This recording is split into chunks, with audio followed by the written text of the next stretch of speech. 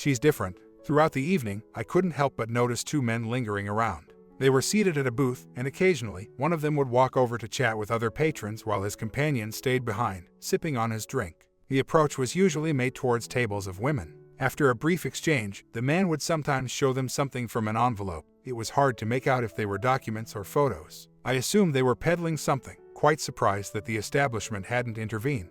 I mentioned this odd behavior to my companions, Christy, my wife of 2 years, and our friends, Chris and Liz, alongside Hines and Kim. We briefly theorized about their agenda before moving on from the topic. About half an hour later, the first man approached our table. It seemed he had run through the options at the women-only tables and decided to try his luck with us. He greeted us warmly, but his following words caught us off guard. My buddy over there, he gestured towards his friend, is here for the weekend on some business and is looking to spend time with someone tonight. He was wondering if any of the ladies here might be interested.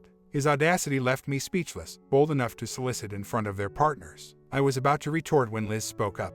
Why would we be interested in that? She challenged. He replied with a boast about his friend's supposed attributes, claiming it might be an interesting experience for them. The absurdity of his claim almost made us laugh, but he seemed oblivious, probably desensitized by constant rejection. Kim, curious, questioned the truth of his statement. The man then revealed the contents of his envelope, displaying several photos that supposedly verified his friend's claims. While the women mockingly entertained his proposition, we men sat back, expecting them to dismiss the man's crude proposal. The women were clearly entertained by what they saw in the photographs, expressing their amusement loudly and in an exaggerated manner. Chris, Hines, and I found humor in their interaction with the man. Then he made a bold proposal. So, how about it? Interested? I promise you won't regret it. Liz and Kim just laughed and handed back the photographs to the man, who then put them away. He seemed ready to leave and try his luck elsewhere when he paused and turned to Christy. Perhaps he recognized something in her expression that he had encountered before, and he singled her out with another question. What about you? You didn't say no. I sat there confidently, naively expecting Christy to dismiss him. So, when she spoke, I was more focused on his reaction than her words. To my surprise, he smiled broadly and approached Christy, escorting her toward the exit. The second man seemed to catch on and started moving towards the door as well. Our friends appeared just as surprised as I was, trying to communicate with Christy, but no words were spoken. Despite my shock, I managed to intervene, reaching them before they got to the door and pulling Christy back. What do you think you're doing? I began, but was interrupted by a massive hand on my arm, belonging to a man whose size dwarfed mine. He tightened his grip, forcing me to release Christy. Sorry, buddy, the large man said, but I can't allow you to handle the ladies roughly. She's my wife, I protested. I'm just trying to prevent her from leaving with these men. His hold remained firm, making it clear he was in control. Despite my size, he was significantly larger and stronger. He then addressed Christy. Ma'am, are you leaving voluntarily? He inquired. Christy glanced at me, silently apologizing, and confirmed to the bouncer that she was leaving by choice. He looked back at me, his eyes filled with sympathy. Listen, buddy, I understand you're going through a tough time with your marital issues, but my role here is to keep the peace. She insists that she's leaving with them willingly, and as long as this is happening on our premises, I can't allow you to physically intervene. He was still restraining me when she tiptoed and murmured something to him. His expression shifted perplexedly between her and me. Are you certain this is your choice? He inquired. Christy glanced my way, then, with a resolved sigh, affirmed to the bouncer, yes, I'm sure. She then strode towards the men waiting by the exit, their patience tangible in the tense atmosphere. Christy, please, come back. My plea hung in the air, unanswered. Powerlessly, I watched her merge with the men and vanish through the doorway. I harbored hope that once they exited, the bouncer, whom I dubbed Man Mountain, would free me, allowing a pursuit. Yet, when the door shut, my attempts to escape were futile against his firm grip. What's going on, man? They've left your domain, let me go now. Despite my struggles, I remained captive. Eventually, I halted, fixing him with an expectant stare. I'm truly sorry, but she requested I detain you here a bit longer to prevent you from following them, and technically, this parking lot is still our property. The sudden realization that Christy had left of her own accord with those men and had even instructed the bouncer to restrain me sapped my energy. Our friends, bystanders to this unfolding drama, appeared stunned. After a brief pause, the bouncer compassionately released me. Feeling the blood circulation return to my arm, I collapsed onto the floor, overcome by the situation. The bar's atmosphere, previously hushed by my ordeal, gradually returned to normalcy. Sitting there, engulfed in sorrow, tears unknowingly streamed down my face. The thoughts plagued me, hadn't I fulfilled her? Was I not enough? The painful truth seemed to be no, propelling me into a state of resolve. Chris and Hines lifted me up, guiding me back to our group. Kim and Liz attempted to comfort me, but the sight of Christy's vacant seat spurred me into motion. I left money on the table and headed for the door, driven by a mix of heartache and determination. Wait, you're leaving? Kim asked. Yes, I need to move on. Staying here doesn't make sense for me anymore, I responded. What will happen when Christy comes back? Liz chimed in. And what of it? Shouldn't you stay ... to ensure she's alright? No, but she'd probably appreciate if one of you could look after her tonight. I've got to leave. As I moved towards the exit, I heard the girls urging the guys to persuade me to stay, but the guys refused, citing Christy's actions. I kept my gaze fixed on the exit, avoiding the pitying looks from everyone in the bar. Reaching my car, the rush of emotions hit me again. I felt lightheaded and had to sit in the driver's seat until I regained composure. It struck me then how Christy's spontaneous spirit, which once drew me to her, was now a source of irony. Halfway to our apartment, my phone displayed Christy's caller ID, assuming she needed my assistance. I answered immediately, ready to offer help. However, my assumption was misplaced. Where are you, Christy? I can come to you. Just tell me where you are. Henry, listen. Interpreting her hesitation, I suggested, if you can, meet me outside. Just give me the location, and I'll be there. Henry, I need you to understand. I'm not going anywhere. I decided to stay because it's something I need to do, and I hope you can grasp that it's not about you or our love. I just need you to accept it. Christy, please reconsider. Henry, it's something I must do, but it won't change anything between us. It's a one-time thing, and it's just a situation, nothing more. At this moment, I felt completely detached. She had the audacity to leave me publicly at the bar, in front of everyone, and now, she had the nerve to call me, flaunting her actions and even asking for my approval. The woman I once adored was now treating me with such disregard. It dawned on me that there was nothing left to salvage, so I calmly told her I understood, but my words carried a different meaning than she perceived. Her voice was filled with excitement. Oh, thank you, darling, thank you. I'll be back soon and then I'll show you for the rest of my life how much I care for you. After the call ended, my overwhelming sadness and despair dissipated. The love I once felt for her had vanished within hours, replaced by a stern resolve to move past this ordeal. Upon reaching my apartment, I took out my luggage and laid all 3 suitcases on the bed. Our possessions were minimal, and mine were significantly lesser than Christy's. I figured everything would fit into these 3 cases, but I was prepared to leave behind anything that didn't.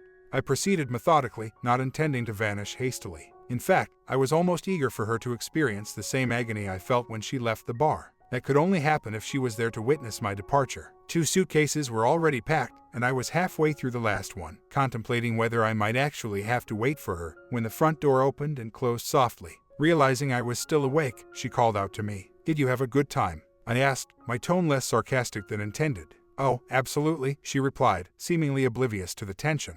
She entered the bedroom, and her disheveled appearance caught my eye. Her joy faded instantly upon seeing me pack. What are you doing, darling? I'm moving out and filing for divorce, I declared. As she attempted to interfere with my packing, I firmly moved her hand away, the action reminding me of a past altercation that fueled my anger once more. Don't touch me, I snapped, my voice cold and resolute.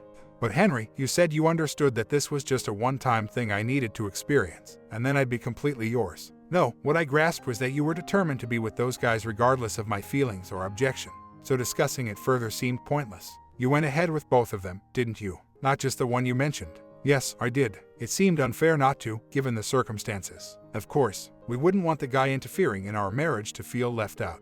My sarcasm was unmistakable. Darling, please don't go. I've always been curious about experiencing different types of people, and I never had the chance before meeting you. Seeing that photo just overwhelmed my judgment. But I've satisfied that curiosity now and I'm yours forever. I'll do anything to make it right. Christy, being only mine was the commitment we made when we married. Repeating that promise now, after breaking it, means little. And how do you propose to make it right? This situation has left me feeling so diminished. But I'll consider moving past this if you tell me where it happened. I can't promise anything, though. I can't tell you that, love. I continued packing. So much for doing anything to make amends. Please, think about your safety. If I reveal their location, you might confront them, and I don't want you getting hurt over something that's not worth it.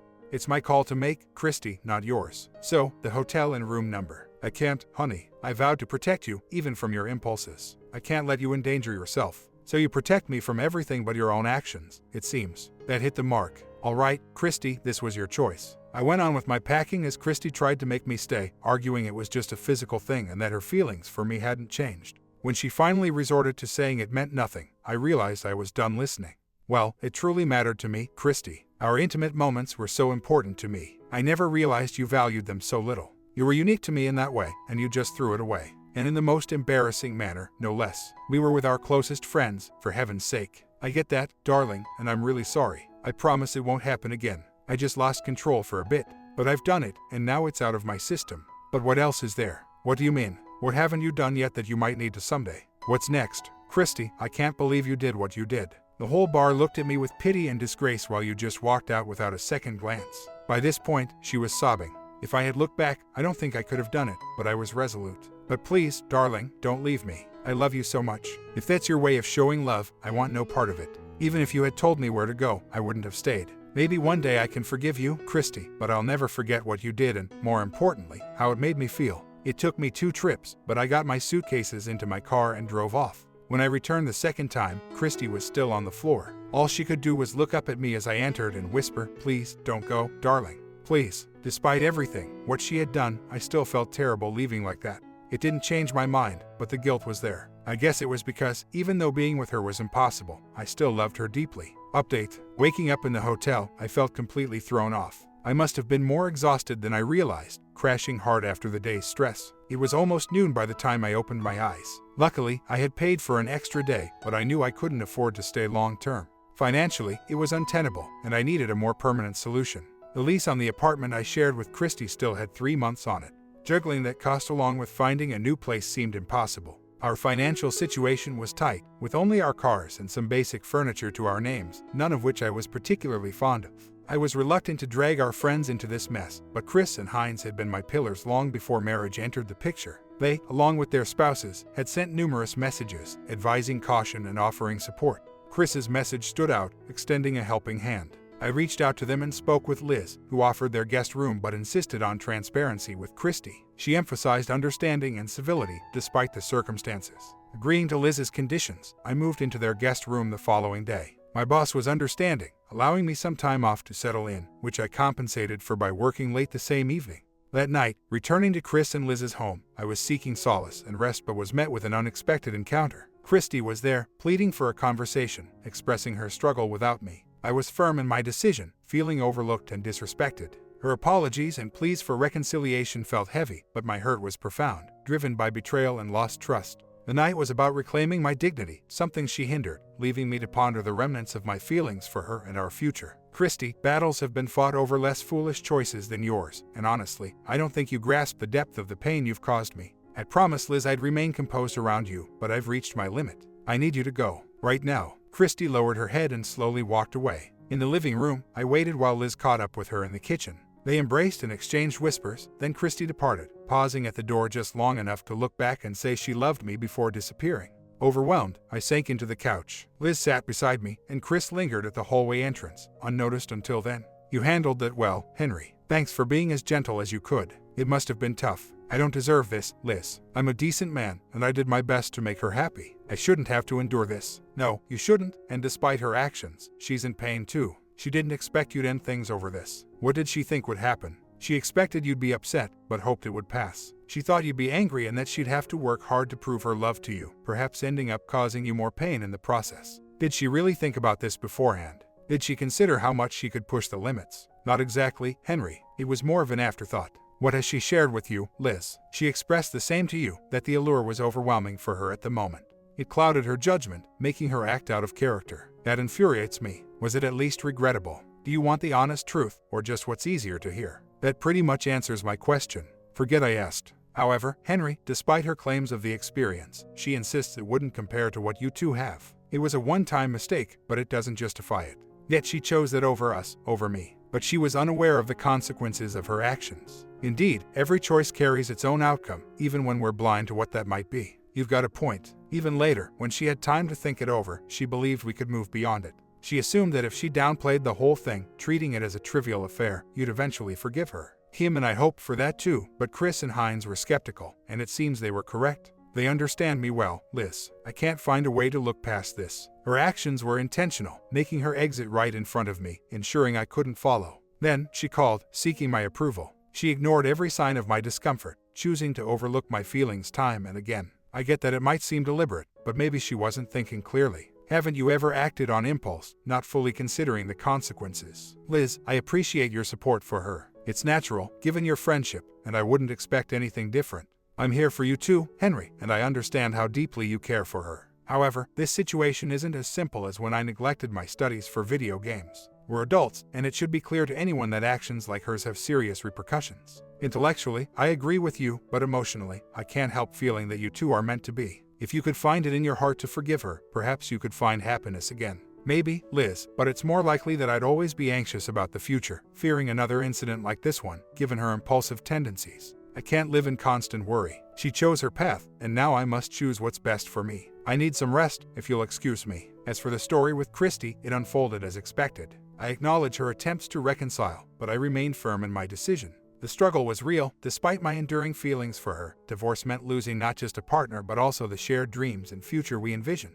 We had envisioned a future together, discussing not only having children but also the adventures we wanted to embark on before expanding our family. Those dreams, however, were shattered. They would never materialize, at least not for us as a couple. During those moments of reflection, the memories of our shared aspirations were what made the idea of staying together so compelling. Christy and I had been incredibly aligned in our goals and dreams, almost as if we were two halves of a complete entity. Yet, I couldn't overlook her actions. 3 months later, the divorce was finalized. Christy requested a final conversation, with no strings attached. Post-divorce, we found ourselves in a secluded room for one last exchange. She apologized, expressing regret and clarifying that her actions were not a measure of her love for me. She had thought our strong bond could withstand her actions. I expressed my wish for her to find happiness, acknowledging her inherent goodness despite the past. Christy then shared her plans to relocate to Cincinnati for a new job opportunity through her Aunt Lori. She left the door open for future communication or reconciliation, should I ever reconsider. Our final goodbye was emotionally charged. It was hard to fathom this as potentially our last encounter. Her departure left a void in me. In the following 3 months, I slowly re-entered the social scene, driven by the need to escape the solitude of my home. My friends, including Chris, Hines, Liz, and Kim, occasionally tried to set me up with someone, though I wasn't looking for anything serious. I enjoyed casual social interactions, dancing, and chatting without the pressure of forming a connection. These encounters were fleeting, ending with the night and leaving no lasting commitments. I had developed a habit of going out by myself occasionally. I found a certain comfort in being alone. The club was always bustling, but I felt liberated not having to look after anyone there. Tasha, a bartender at the club, a place that had significantly impacted my life, was someone I knew from high school. She wasn't working that particular night, but we had become friendly during my solo visits. It seemed she was open to deepening our connection eventually. About 10 months after a significant incident at the club, I saw those men again. They were back, probably planning another one of their exploits, sitting and surveying the scene. Tasha noticed my focus on them and inquired about it.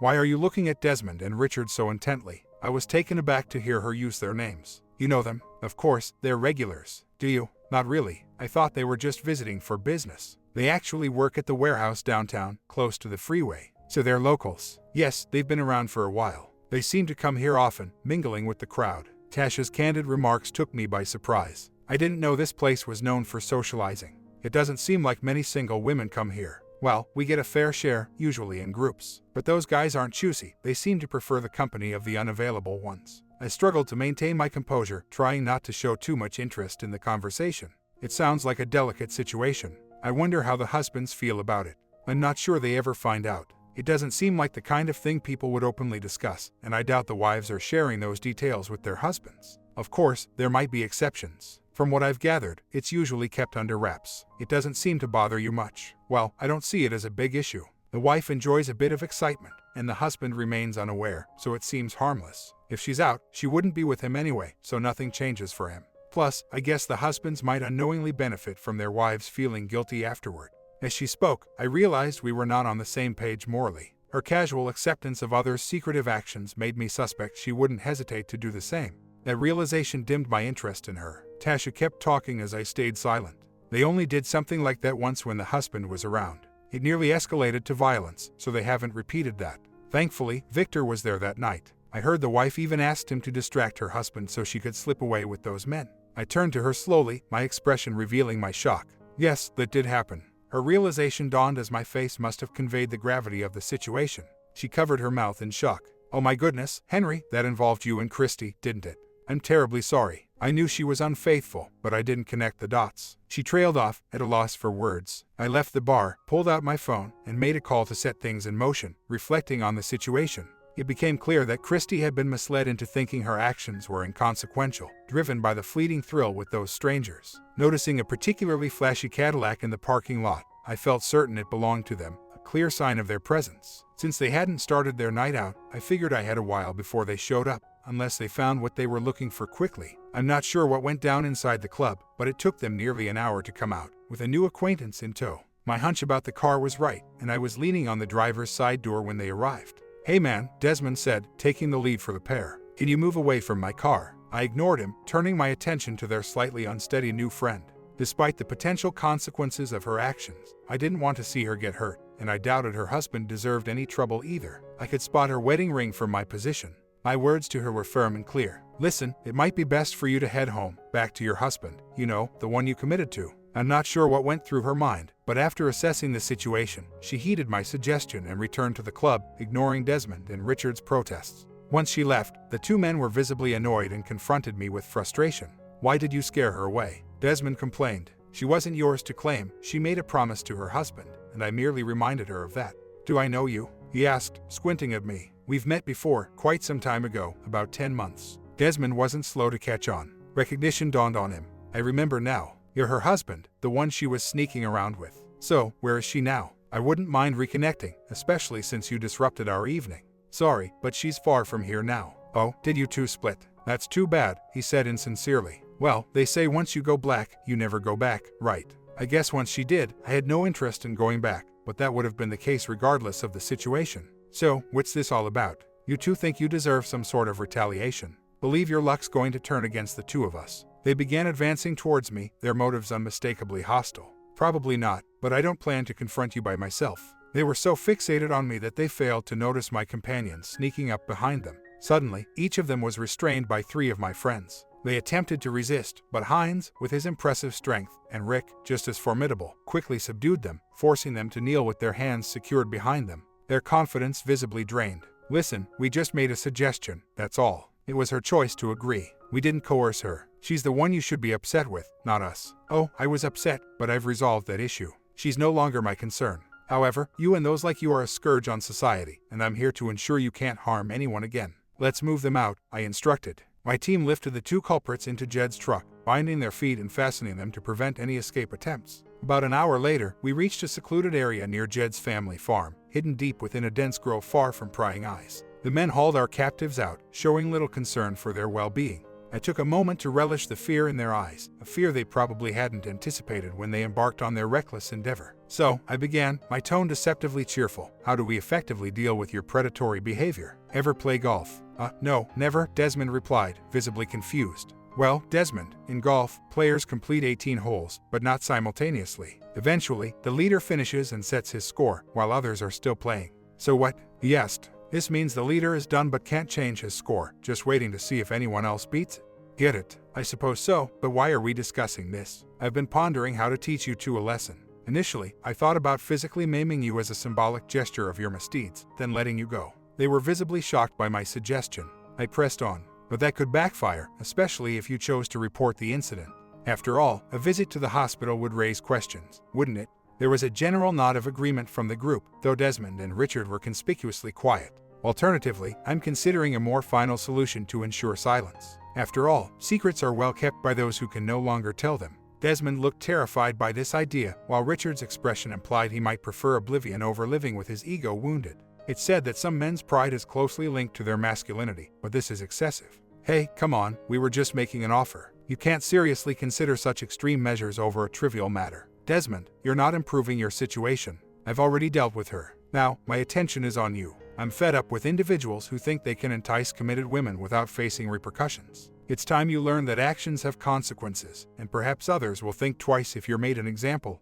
I gestured for the others to gather for a private discussion, aiming to increase their anxiety. In truth, I'm not inclined to violence, nor did I intend to cause them serious harm. After letting them stew in fear for about an hour, we pretended to reconsider our harsher plans. Their resistance seemed to fade by the time we returned. "Okay, guys, we've decided against drastic actions." Desmond sighed with relief. "However, you're not getting off scot-free. Here's the deal, you're going to face a tough lesson. We'll cover for each other, but if any legal trouble comes my way because of this, we'll revisit the harsher alternatives. Understand?" "Yeah, man, yeah.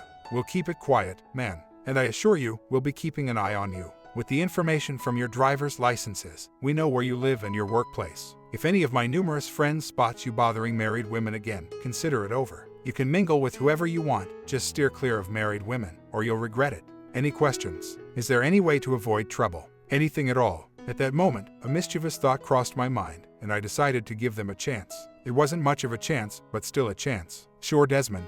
I have an idea. Desmond's face lit up with hope, thinking he might avoid the promised trouble. You two just need to perform an embarrassing dare for each other, nothing harmful. Desmond and Richard exchanged looks, then turned back to me, and Desmond quickly asked to proceed with the physical confrontation instead. And so, they were confronted. We had a group of 10, and we let out some frustration on them. We were careful to avoid serious injury, but there were a few fractures, making sure not to break any ribs, as those can be dangerous. At the very least, they would remember this for a long while. We drove them back to town and left them near a hospital, making sure to stay away from the security cameras in the parking lot.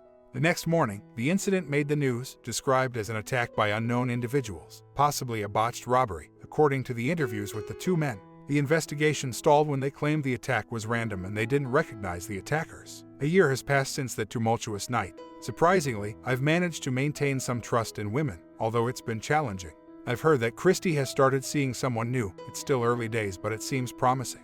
Desmond and Richard have vanished, no longer working at the warehouse, and their apartments are empty. They're probably plying their trade in another city now. I sometimes question if I should have stopped them more decisively. I often ponder this, occasionally regretting my decisions. I eventually found a new social spot. Tasha became more assertive, and my polite rejections weren't working, so I had to clearly tell her that nothing would happen between us, especially since she saw no issue with infidelity. She claimed she wouldn't do such a thing, but I couldn't trust her. Hold on a moment. Karen, this way. My date just showed up. We're actually on our 4th date, and things are getting pretty serious. We haven't taken the next step yet, but during our last date, it felt like she was hinting she's ready. So tonight's plan is to have a couple of drinks before we head to my place for dinner and, with a bit of luck, a special nightcap. Hey, darling, I'm sorry for being late. Have you been waiting long? Just tonight. But I've been waiting for someone like you for a much longer time. Her knowing grin let me know she caught my drift, and as she came closer for a kiss, her hand gently brushed against me, whispering, "Tonight, one of your waits will finally be over." I definitely liked where this was going. My comment, "The lady needs help badly, psychiatric help." No sane, mature woman would leave her husband in a bar to go off and rut with 2 strangers. Maybe it is better that she's gone.